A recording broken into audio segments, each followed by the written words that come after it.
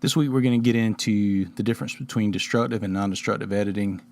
We're going to be talking specifically about adjustment layers. Adjustment layers are basically non-destructive ways of editing color, editing tone, different things within your image. They give you a lot of control over editing. They can be really re-edited at any time, and they basically take all the benefits of a layer because that's what they are. They are a layer with an adjustment. So what we're going to look at just to really get started this week is really the difference between a destructive edit and a non-destructive edit. And then we're going to dig in a little bit more about what these adjustment layers are and some of the different things that you can do with them. All right, so let's take this disturbing image to start with. And I have two copies of it, one here and then one here.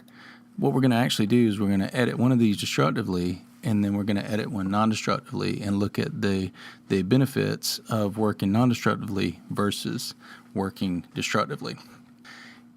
In order to edit my tone, in order to edit a color of this image in Photoshop, one way is to add an adjustment. We looked at some destructive adjustments last week when we were talking about blending modes, but a form of destructive adjustment on this file is going to be up under the image adjustments, and then all of these are adjustments. These are all destructive adjustments.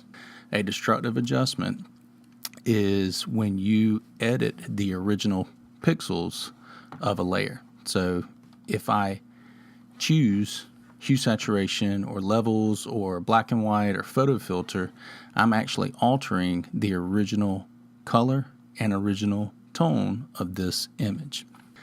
So if I choose to use a hue saturation, I'm just going to go in and change its hue and click OK.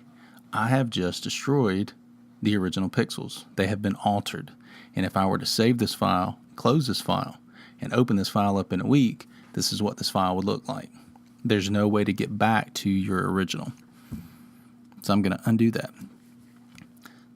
So you may ask yourself, well, why don't I just duplicate my background, duplicate this layer, and then make the adjustment?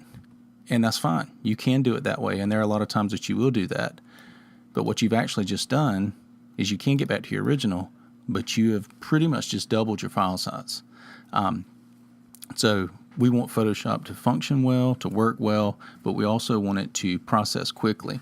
And as we add more layers, then we're going to have a larger file, and it's going to take longer to process the different things that we do. So let me go back. Again, this destructive edit. We see that I'm stuck with this. Once we've made the adjustment, we see that this is what I get. I've altered the original pixels, and I'm pretty much stuck with that. Looking at this next layer, if I create the same adjustment but using a non-destructive way, such as an adjustment layer, I'm just going to add one real quick. This is a hue saturation. I'm going to add the same basic adjustment, and you'll see that this has added a new layer. This is called an adjustment layer. This is the adjustment. This is the layer mask. We'll get into that in a later video. But this takes on the form of a layer. It can be turned on, turned off. Opacity can be lowered. It can be blended. So it takes all the properties of a layer because it is a layer. It can be deleted. I'm going to undo that. It can be re-edited, which this destructive way cannot. So if I save this and close this and open it up in a week and say, what in the world was I thinking? When I decide to change this adjustment, I can go back in and re-edit it just by opening up the adjustment inside of the properties panel, and I can change that adjustment. So working with adjustment layers is really a good way to make tonal and color changes in a non-destructive way. And what we'll do in our next video is we'll explore some of these and some of the different things that we can do with these adjustment layers.